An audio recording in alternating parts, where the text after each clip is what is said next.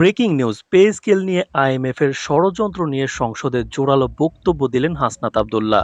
অর্থমন্ত্রী চুপ। নবম পে স্কেলের আজকের গুরুত্বপূর্ণ নিউজটি আপনি একজন সরকারি কর্মচারী হয়ে থাকলে এই চ্যানেলটি সাবস্ক্রাইব করে শেষ পর্যন্ত দেখুন। নবম পে স্কেলের সকল নিউজ এই চ্যানেলে সবার আগে পাবেন।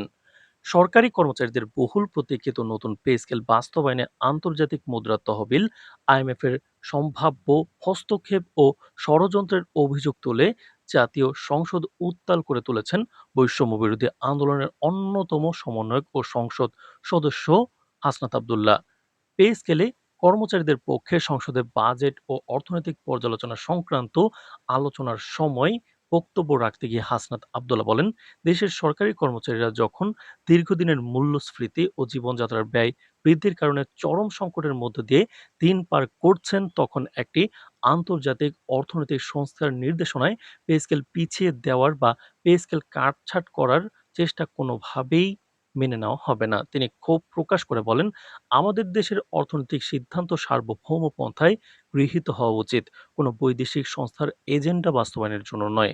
আইএমএফ-এর ঋণ সহায়তার নামে সার্বভৌম নীতিতে হস্তক্ষেপের এই চেষ্টাকে তিনি দেশের সরকারি কর্মচারী মানুষের অধিকারের উপর সরাসরি আঘাত বলে অবহিত করেন। তবে পুরো বক্তব্য চলাকালীন এবং বক্তব্য শেষে সংসদ কক্ষের দৃষ্টি ছিল অর্থমন্ত্রীর দিকে। হাসনাত আব্দুল্লাহর এহেন তীব্র ও সুনির্দিষ্ট প্রশ্নের জবাবে অর্থমন্ত্রী কোনো মন্তব্য না করে দীর্ঘ নীরবতা পালন করেন।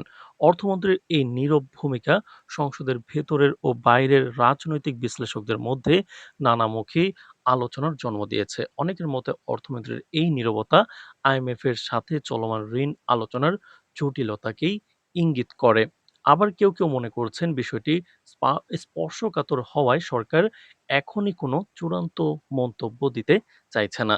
তো দর্শক, ভিডিওটির এই মুহূর্ত পর্যন্ত যারা দেখছেন চ্যানেলটি সাবস্ক্রাইব করে রাখুন নবম পে স্কেলের সকল নিউজ সবার আগে পেতে। পরবর্তীতে এই বিতর্কের প্রেক্ষিতে নতুন পে স্কেল ও সরকারি চাকরিজীবীদের সুযোগ সুবিধা সংক্রান্ত একাধিক গুরুত্বপূর্ণ ঘোষণা দেন প্রধানমন্ত্রী। প্রধানমন্ত্রী জানান, ১১ থেকে ২০ গ্রেডের কর্মচারীদের জীবনযাত্রার মান উন্নয়নে সরকার বিশেষ মনোযোগ দিয়েছে। তিনি ঘোষণা করেন যে এবার পে স্কেলের আওতায় প্রথমবারের মতো ১১ থেকে ২০ গ্রেডের কর্মচারীদের জন্য সার্বিক রেশন সুবিধা চালুর সিদ্ধান্ত নেওয়া হয়েছে।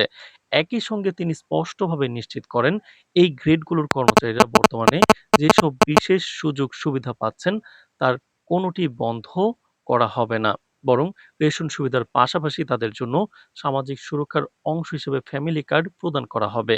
প্রধানমন্ত্রীর নতুন এই রূপরেখায় সরকারি কর্মকর্তা ও কর্মচারীদের বেতন ও ভাতা কাঠামোতে উল্লেখযোগ্য বৃদ্ধির ঘোষণা দেওয়া হয়েছে।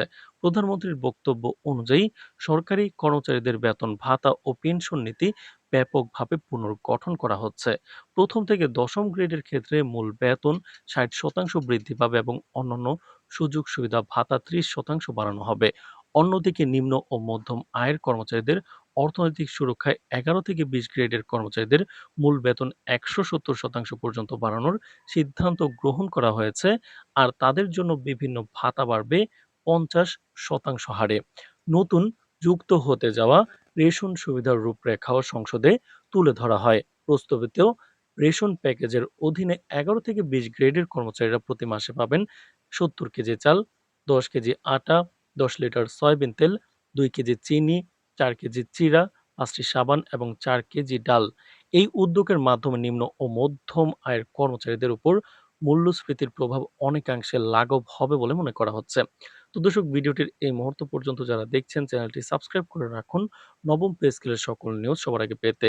বক্তব্যের শেষ ভাগে পে স্কেল বাস্তবায়নের চূড়ান্ত সময়সীমা স্পষ্ট করেন প্রধানমন্ত্রী। তিনি জানান, আগামী আগস্ট মাসের বেতন থেকেই এই নতুন পে স্কেল কার্যকর হতে যাচ্ছে। সব প্রক্রিয়া দ্রুত সম্পন্ন করে আগস্ট মাসের মাঝামাঝি সময়ের মধ্যেই নতুন পে স্কেলের আনুষ্ঠানিক গ্যাজেট ও প্রজ্ঞাপন জারি করা হবে বলে সংসদকে নিশ্চিত করা হয়। সংসদে প্রধানমন্ত্রীর এসব যুগান্তকারী ঘোষণা ও অর্থমন্ত্রীর সুনির্দিষ্ট রূপরেখার পর লাখ লাখ সরকারি কর্মচারীর দীর্ঘদিনের উৎকণ্ঠার অবসান ঘটবে বলে আশা করা হচ্ছে। তো দর্শক, নবম পে স্কেলের যে কোনো গুরুত্বপূর্ণ নিউজ সবার আগে পেতে এই চ্যানেলটি সাবস্ক্রাইব করে রাখুন। আজ এ পর্যন্তই, ধন্যবাদ।